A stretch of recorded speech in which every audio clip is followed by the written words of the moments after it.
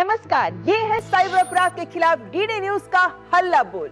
आपके साथ मैं हूं ममता चोपड़ा। और जिस तरीके से दिन पर दिन साइबर अपराध बढ़ रहे हैं, ये एक बड़ी चिंता का विषय बनते जा रहे हैं। ऐसे में आज के दौर की सबसे बड़ी आवश्यकता है अवेयरनेस, जागरूकता की। और इसीलिए हम खास तौर पे आपके लिए लेकर आ रहे हैं ये कार्यक्रम, क्योंकि अगर रहना है सेफ तो रहना होगा साइबर अलर्ट।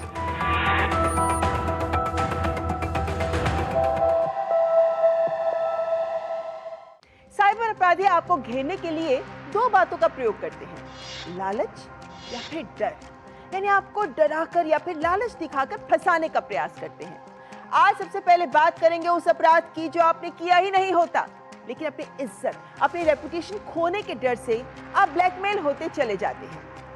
अंग्रेजी में एक शब्द है एक्सटॉर्शन, यानी जबरन वसूली करना। यहाँ भी ब्लैकमेल कर जबरन वसूली ही की जाती है, लेकिन सेक्स क्लिप के माध्यम से आपको फंसाया जाता है और इसीलिए ये कहलाता है सेक्सटॉर्शन। जैसे डिजिटल अरेस्ट कोई शब्द ही नहीं है, ऐसे ही सेक्सटॉर्शन भी कोई औपचारिक शब्द नहीं है।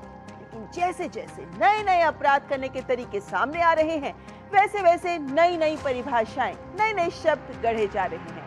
और ऐसा ही एक अपराध जिसकी आज बहुत चर्चा हो रही है, वो है सेक्सटॉर्शन का।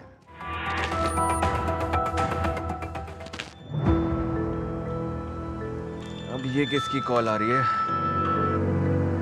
तो वीडियो कॉल है लड़की की। वाह, डीपी तो बड़ी खूबसूरत है। चलो बात करके देखते। हेलो। अरे मैडम, क्या कर रहे हो आप ये? अरे आपके कपड़े मैम। अरे प्लीज, अरे अपने कपड़े। अरे यार, नहीं काट देता हूँ। क्या था ये? अच्छा हुआ यार मैंने फोन काट दिया। अब मेरे पास क्यों ऐसा कॉल?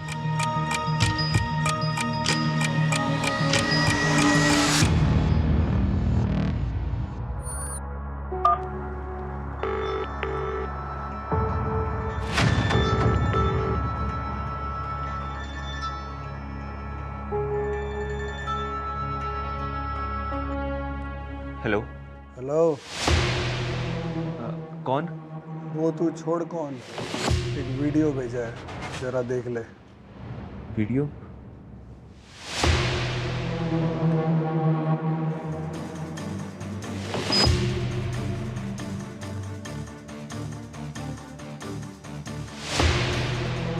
हे भगवान, ये सब क्या है? और मैं इस वीडियो में क्या कर रहा हूँ? ये सब कैसे हो गया? हेलो। हाँ, देख लिया वीडियो? ये वीडियो कहाँ से आया? ये वीडियो आपने कैसे बनाया? ये वीडियो, और ये गलत है वीडियो। ये गलत वीडियो नहीं, सही है। अब बता क्या करना है? करना क्या है? आप क्या कर सकते हैं इस चीज़ का? कुछ नहीं कर सकते। ये झूठा वीडियो है। ये अब झूठी नहीं, अब ये सच्ची वीडियो है। करना क्या है ये बता। आप क्या कर सकते हैं इस चीज़ का? कुछ नहीं कर सकते। ये झूठा वीडियो है। ये मैं चाहता तो ये वीडियो तेरे दोस्तों को, तेरी बीवी को और तेरे घर वालों को, पूरे रिश्तेदारों को भेज सकता था। नहीं नहीं नहीं, प्लीज प्लीज प्लीज, आप ऐसा कुछ मत कीजिए। मैं बहुत इज्जतदार इंसान हूँ। चलो, मैं इस वीडियो को रोक सकता हूँ, पर इसकी कीमत लगेगी। आप क्या चाहते हैं? आप मुझे बताइए। 10 लाख रुपए। 10 लाख रुपए? मेरे पैसे तो नहीं है मेरे पास। अब तुम देख लो, 10 लाख रुपए बचाने हैं या इज्जत बचानी है। ठीक है, मैं पैसों का इंतजाम करता हूँ। आप प्लीज इस वीडियो को डिलीट कर दीजिएगा, प्लीज। मैं वीडियो डिलीट कर दूंगा, लेकिन तुम पहले 10 लाख रुपए का इंतजाम करो। देख भाई, कल फोन करूंगा 4 बजे। 10 लाख रुपए तैयार रखना। ठीक है, मैं इंतजाम करता हूँ। ठीक है।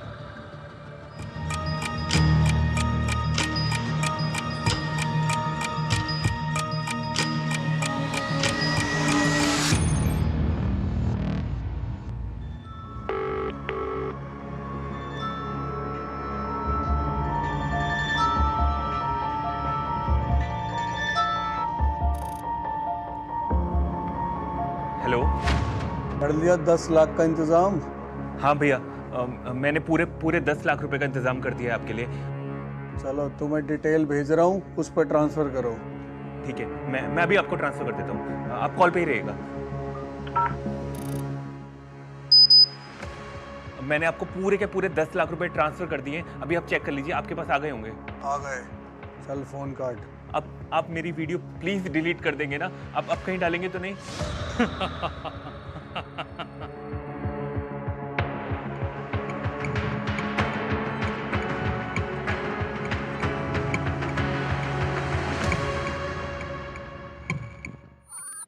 एक वीडियो कॉल, कुछ सेकंड की एक वीडियो कॉल और आपका पूरा जीवन तहस नहस हो जाता है, क्योंकि आप डर जाते हैं। क्योंकि मान सम्मान खोने का डर हर व्यक्ति के लिए बहुत बड़ा होता है, तो आप पैसे दे देते हैं। लेकिन एक बार आपने पैसे दे दिए तो ये मांग बार बार की जाती है। नोएडा के एक सीनियर डॉक्टर ने तो 5-6 करोड़ तक रुपए दे दिए। और फंसाने का ये खेल फेसबुक आदि सोशल नेटवर्किंग साइट्स के माध्यम से भी चल रहा है। होता क्या है, पहले आपको फ्रेंड रिक्वेस्ट भेजी जाती है, एक खूबसूरत फोटो लगाकर जो नकली होती है, ताकि आप भी फ्रेंड रिक्वेस्ट एक्सेप्ट कर लें। और फिर आपसे चैट शुरू कर दी जाती है, बातें साझा की जाती हैं। 5-6 दिन तक इस चैट के माध्यम से आपका विश्वास जीतने का प्रयास किया जाता है और फिर वीडियो कॉल पर बात करने के लिए आमंत्रित किया जाता है। और बस वीडियो कॉल पर आने के बाद आपका झूठा आपत्तिजनक वीडियो बनाकर ब्लैकमेल का ये खेल आरंभ हो जाता है। यूं तो हर साइबर अपराध के मामलों में यदि आपने कुछ गलत किया ही नहीं है तो आपको डरने की जरूरत नहीं है, लेकिन विशेष तौर पर सेक्सटॉर्शन के मामलों में तो डरने की जरूरत है ही नहीं। अब आप पूछेंगे क्यों? तो सुनिए साइबर एक्सपर्ट क्या कहते हैं इस बारे में। आपको अचानक एक कॉल आएगा, सामने एक लड़की होगी जो अचानक से कपड़े उतारना शुरू कर देगी और आप थोड़ी देर के लिए उसको देख लेंगे। इतने में आप उसको देख रहे हैं, इस चीज़ की स्क्रीन रिकॉर्डिंग हो जाएगी और उस 3-4 सेकंड, 5 सेकंड, 10 सेकंड जो भी आपने देखा, वो 10 सेकंड का वीडियो रिपीट मोड में डाल के 1.5 मिनट का बना दिया जाएगा और फिर आप ही को वापस भेजा जाएगा कि ये वीडियो आपके बॉस को भेज देते हैं, आपके सोशल मीडिया पर सर्कुलेट कर देते हैं, आप वरना पैसे दीजिए। तो अब एक गवर्नमेंट ऑफिसर होगा तो तुरंत डर जाता है कि यार उसके लिए तो एक बहुत बड़ी बात है। कोई भी डर जाता है। सीनियर सिटीजन बताते नहीं है, बच्चों को नहीं बताते। बड़े बड़े बिजनेसमैन के कॉल आए जो अरबपति हैं, उनके संग ऐसा हो गया और फिर उनका बेटा किसी के पिताजी बात नहीं कर रहे हैं, घबराए हुए हैं, डिप्रेशन में चले गए। फिर बोले जब पूछा गया तो पता पड़ा कि ऐसा एक मेरे से गलती से कॉल पिक कर लिया। अब उनको नहीं पता कि ये चीज़ फेक है और इस चीज़ की कोई सिग्निफिकेंस नहीं है और ये वीडियो कभी सोशल मीडिया पे आएगा ही नहीं। आज तक कभी कोई ऐसा वीडियो किसी ने यूट्यूब पे नहीं डाला। क्यों नहीं डालते? क्योंकि जैसे वो डालेंगे वो पकड़े जाएंगे, क्योंकि उनका IP मिल जाएगा। वो सिर्फ व्हाट्सएप पे भेजते हैं क्योंकि व्हाट्सएप पे ट्रेस करना मुश्किल है, क्योंकि व्हाट्सएप उनके नाम पे है ही नहीं। तो इसलिए आप पहले तो डरे नहीं, उनसे कहो ठीक है भाई जो करना है कर लो। दूसरी बात, पैसे का भी मत है। एक बार आपने पैसा दे दिया तो फिर वो रुकेगा नहीं। फिर तो उसको लगेगा कि तो डर गया, तो आज 50,000 मांगेगा, कल 1 लाख मांगेगा और लोग दे देते हैं। तो ये गेम रुकने वाला नहीं है। पैसा कभी नहीं देना है, डरना नहीं है और ये मान के चलो कि वीडियो कभी नहीं आएगा, क्योंकि आज तक मैं तो पिछले 6 साल से ये कंप्लेंट देख रहा हूँ, एक वीडियो कभी नहीं आया। तो देखा आपने, ये साइबर अपराधी आपको डराना चाहते हैं, परंतु यदि आप नहीं डरेंगे तो स्वयं पीछे हट जाएंगे। दरअसल ये साइबर अपराधी पैसे का ही नुकसान नहीं करते, मानवता का भी कत्ल करते हैं। तनाव में आकर कोई बचाव का रास्ता ना देख कितने ही लोग आत्महत्या कर लेते हैं। एक मामले में एक पीड़ित से इन्होंने कैंसर के इलाज के लिए बचाए हुए पैसे तक लूट लिए। एक पीड़ित ने कहा बच्चों की फीस के पैसे छोड़ दो, नहीं छोड़े। एक बुजुर्ग से जिंदगी की पूरी सेविंग्स लूट ली, उनके सम्मान से जीने का हक ही छीन लिया। सेक्सटॉर्शन का केसेस तो पहले है, वो कौन कॉल किया है, वो उनका फ़ोन नंबर, और फेसबुक से कॉल किया तो उनका फेसबुक से हम उनका IP एड्रेस है, उनका यूज़र नेम है और उनका प्रोफाइल पिक्चर है, वो क्या पूरा हम वेरीफाई कर लेते हैं। और फेसबुक से कौन सा IP में गए थे वो IP एड्रेस चेक करने के बाद उनका IP एड्रेस कौन इंटरनेट सर्विस प्रोवाइडर है वो चेक कर लेते हैं। इंटरनेट सर्विस प्रोवाइडर से वो पता चल जाएगा वो इंटरनेट सर्विसेज कौन ले रहे हैं। आजकल ये smsreceiver.com और this person does not exist ऐसे बहुत सारे वेबसाइट्स है, उसमें आपको fake email address, fake phone number, fake photos भी मिल जाएंगे। कई बार ऐसे हो जाते हैं वो विक्टिम है उनको भी न्यूड दिखाते हैं। बहुत सारे ऐसे केसेस भी होते हैं, पहली बार वो लड़की तरह बिहेव करते हैं मगर वो लड़की नहीं, वो लड़का बात करते हैं। इसके बारे में हम फॉरेंसिक टूल से भी पता कर सकते हैं। लेकिन आप इस तरह के अपराधों से कैसे बच सकते हैं, ये समझना बहुत जरूरी है। फेसबुक पे, सोशल नेटवर्किंग साइट्स पर हम सभी लोग अक्सर जाते हैं, तो क्या करना चाहिए आपको? अनजान लोगों की फ्रेंड रिक्वेस्ट स्वीकार ना करें। जब तक मिलकर तसल्ली ना कर लें, जान ना लें, अपना नंबर शेयर ना करें। अनजान कॉल पर बात ना करें। वीडियो कॉल अगर आपके जानकार की नहीं है तो मत उठाएं। यदि नंबर शेयर कर दिया है तो उसे ब्लॉक कर दें। कोई आपको फंसाए तो डरे नहीं, 1930 पर कॉल करें। साइबर क्राइम पोर्टल पर भी शिकायत दर्ज करें, ये बहुत जरूरी है। यदि आपने पैसा भेज दिया है तो भी तुरंत शिकायत करें। ये कदम तुरंत उठाने से आपका पैसा वापस मिलने की संभावना बढ़ जाती है। यदि अपराधी ने पैसा नहीं निकाला तो आपकी शिकायत पर उसके अकाउंट में ही पैसा फ्रीज हो जाता है। तो वक्त बचाइए, तुरंत शिकायत करिए और डरे नहीं, हिम्मत से काम लें। कार्यक्रम में आगे बात करूंगी ओटीपी को लेकर, जिसे आपसे हथियाने की बहुत कोशिशें आजकल की जा रही हैं, लेकिन ये ओटीपी कितना महत्वपूर्ण है, क्यों इसे आपको शेयर नहीं करना, ये तमाम बातें आपको बताऊंगी। लेकिन यहाँ पर रुकेंगे एक ब्रेक के लिए। आप देखते रहें साइबर अलर्ट।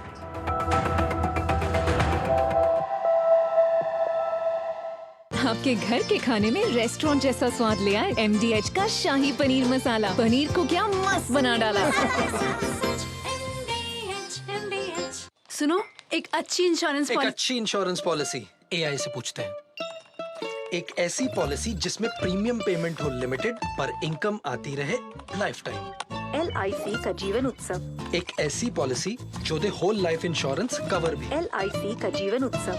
वाह, चलो तो LIC की जीवन उत्सव पॉलिसी ही लेते हैं। मैं भी तुमसे यही कह रही थी, LIC का जीवन उत्सव। लाइफ टाइम सेलिब्रेशन मनाइए LIC के जीवन उत्सव के साथ। फ्यूचर सेट है। अरे क्या हो गया, पूरा का पूरा गांव यहाँ आ गया। भैया इसी हाथ से चारा खिलाते हो, तभी तो आपके गाय भैंसों की ब्याज सबसे ज्यादा है। पगले, ये चमत्कार इस हाथ का नहीं, हाथ में जो कपिला पशु आहार है उसका है, जो पशुओं की सेहत अच्छी रखता है और ब्याज भी बढ़ाता है। कपिला, देश का नंबर 1 पशु आहार। एक ऐसा तबका जो रिटायरमेंट के बारे में आज भी बिल्कुल नहीं सोचता, वो है औरतें। औरतें कमा के भी वल्नरेबल हैं। सो NPS एक इक्वालिटी ला रहा है, हम सब एक बराबर प्लेटफॉर्म पे हैं। अपने बेहतर कल को सुनिश्चित करने के लिए NPS जरूरी है। जब धरती चीर कर निकलता है लोहे का पत्थर और मिलता है मोंगिया के जोश से, फिर तपता है, पिघलता है और बनता है फौलाद। अब होता है सरिया सारी खूबियों के साथ। मोंगिया स्टील, मजबूत देश का मजबूत सरिया।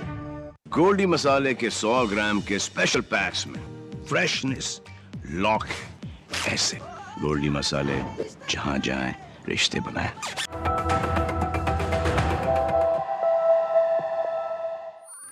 ब्रेक के बाद आपका स्वागत। आप देख रहे हैं साइबर अलर्ट।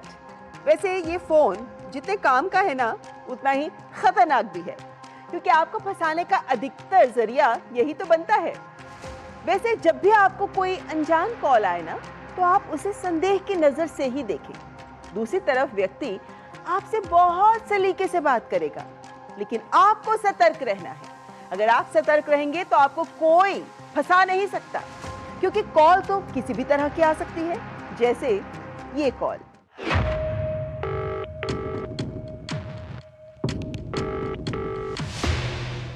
हेलो सर, साहिल शर्मा बात कर रहा हूँ SNCC बैंक से। कहिए।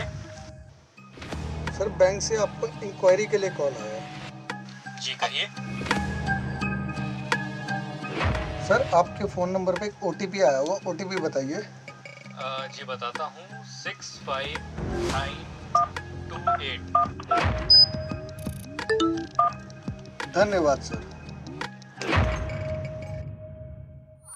तो आपके दूसरों पे विश्वास करने की आदत के कारण ही साइबर अपराधी ने आपसे OTP हासिल कर लिया।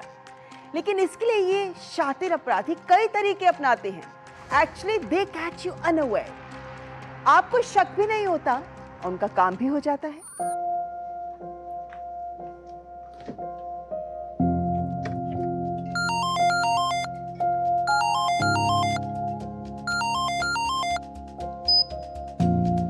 Hello madam, parcel delivery service से बोल रहा हूँ।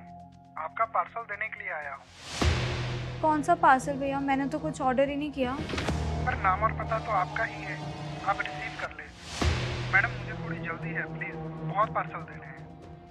अच्छा भैया आप 1 सेकंड रुको, मैं आती हूँ। मैडम OTP आया होगा 6 नंबर का, जरा बता देंगे प्लीज। 1 सेकंड भैया। 567। हाँ जी मैम, 567 899। 899। हाँ ओके मैम। भैया आप 1 सेकंड वहीं रुको, मैं आती हूँ।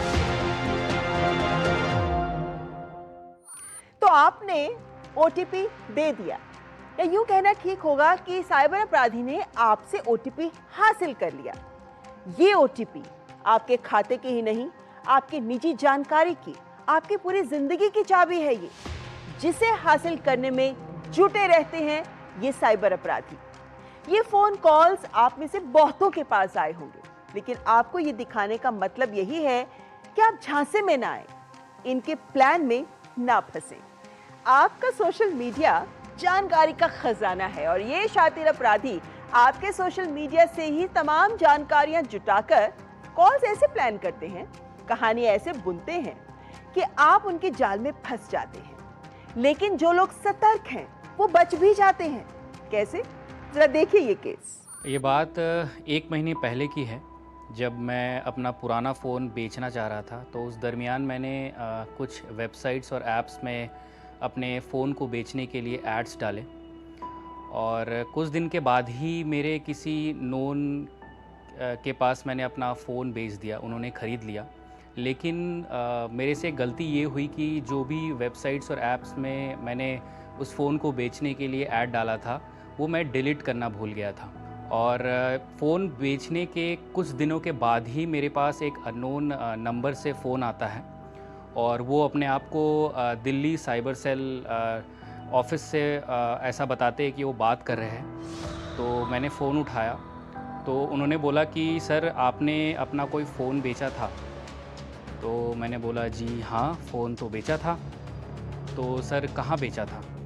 तो मैंने बोला कि मैंने किन्हीं को बेचा था जो मेरे नोन थे। तो नहीं सर, एक्चुअली उस फ़ोन का गलत इस्तेमाल किया गया है और उस फ़ोन से बहुत बड़ा फ्रॉड हुआ है। वो फ़ोन आपके नाम से रजिस्टर्ड था, तो आपके अगेंस्ट एक केस रजिस्टर्ड हुआ है दिल्ली साइबर सेल में। उन्होंने मेरे फ़ोन के सारे डिटेल्स को एक एक करके बता दिया, जैसे मेरा फ़ोन मॉडल, मेरा IMEI नंबर, मेरा नाम। और मुझे कुछ ऐसा लगा कि यार ऐसा तो हो नहीं सकता है कि कोई मेरे फ़ोन का गलत इस्तेमाल करे। तभी मैंने सोचा कि चलो हो सकता है 1% भी कि मे बी फ़ोन कहीं चोरी हो गया हो या गिर गया हो तो किसी ने उसका गलत इस्तेमाल कर लिया हो। फिर उन्होंने बोला कि सर आपके अगेंस्ट केस तो रजिस्टर्ड हो गया है और इसके लिए सर कुछ पेपर वर्क्स करने हैं हमें। तो आपको एक तो आपको sir Delhi cyber cell police station आना होगा या फिर हम इसकी कार्रवाई ऑनलाइन भी कर सकते हैं जिससे आपको कोई परेशानी नहीं होगी। मैंने बोला ठीक है। फिर एक्चुअली उन्होंने फिर कुछ ऐसी बात की जैसे कि आपको सर आपकी कुछ निजी जानकारी हमारे साथ शेयर करनी होगी।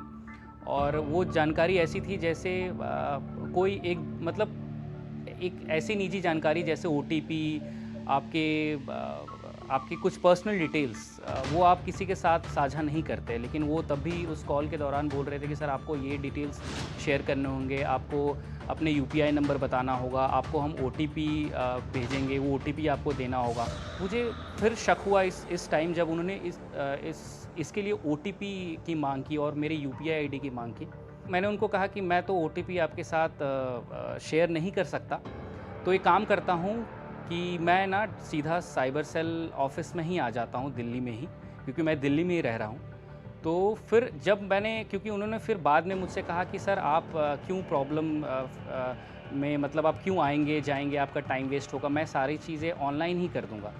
लेकिन मुझे उस टाइम पता चल गया था कि नहीं, मेरे साथ ये फ्रॉड हो रहा है, कोई फ्रॉडस्टर ही है मेरे साथ जो ये काम कर रहा है। तो मैंने बोला कि नहीं, मैं OTP तो शेयर नहीं करूँगा। मैं एक काम करता हूँ, आप मुझे ऑफिस का एड्रेस दे दीजिए साइबर सेल का, मैं सीधा वहाँ पे ही आता हूँ। तो फिर अचानक से वो फ़ोन उन्होंने काट दिया। फिर मैंने दोबारा मिलाने की कोशिश की तो उन्होंने फिर फ़ोन उठाया नहीं। तो फिर मैं उस समय मुझे लगा कि मैं बहुत बड़े फ्रॉड का शिकार होते होते बच गया, क्योंकि मैं इन सब चीज़ों से सतर्क था। कि OTP आपको साझा नहीं करनी है, आपको अपनी निजी जानकारी किसी के साथ भी शेयर नहीं करनी है। तो कॉल तो अनजान ही थी, लेकिन आप सतर्क थे, इसीलिए बच गए। यानी अनजान कॉल से सावधान रहे।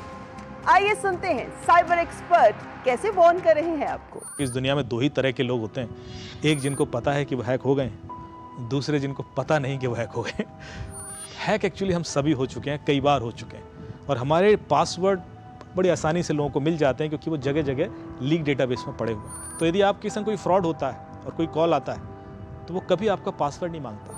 क्रिमिनल ऑलरेडी आपका पासवर्ड अरेंज करके बैठा होता है, लॉगिन करके बैठा होता है, उसको सिर्फ आपका OTP चाहिए होता है, और उसके लिए बुरी कहानी होती है, चाहे वो इंश्योरेंस फ्रॉड के नाम पर हो, बैंकिंग फ्रॉड, KYC, बिजली का बिल, जो भी डरा के धमका के ल्योर करके अल्टीमेटली एक कोड चाहिए उसको। और अब एक नजर न्यूज लेंस पर। इनकम टैक्स रिफंड को लेकर लोगों को फेक मैसेज आ रहे हैं कि टैक्स रिफंड चेक करने के लिए लिंक पर क्लिक करें। इंदौर के 70 वर्षीय व्यक्ति का डिजिटल पेमेंट एप्लीकेशन काम नहीं कर रहा था। इंटरनेट पर उपलब्ध फेक वेबसाइट के नंबर पर संपर्क से चढ़े साइबर अपराधियों के हत्थे। कस्टमर केयर अपराधी बनकर लूटे 1,70,000 रुपए।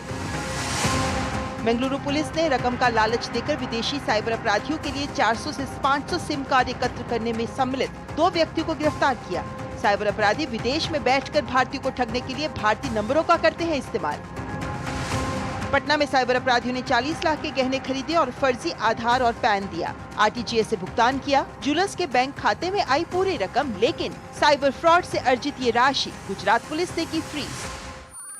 ये कार्यक्रम आपके लिए है। अगर आप अपने अनुभव हमारे साथ साझा करें तो हमें खुशी होगी। वैसे आप अपने वीडियो संदेश भी हमें भेज सकते हैं, और अगर आपको लगता है कि आपकी शक्ल भी हम इन वीडियो संदेश के माध्यम से जरूर दिखाएं तो आप हमें बता सकते हैं। आपके अनुभवों से अन्य लोग सीख सकते हैं, सबक ले सकते हैं और सतर्क हो सकते हैं। इस कार्यक्रम को लेकर अगर आपके कोई सुझाव हैं या आप हमारे साथ अपनी बात साझा करना चाहते हैं तो जुड़िए हमारे साथ। फॉलो करें #CyberAlertWithDD News। YouTube, Facebook, Instagram और पोस्ट पर आप हमारे साथ जुड़ सकते हैं। प्रतिदिन हजारों लाखों लोगों के साथ में साइबर फ्रॉड्स हो रहे हैं, लेकिन अगला नंबर आपका हो सकता है। ऐसे में अगर रहना चाहते हैं सेफ तो रहना होगा साइबर अलर्ट।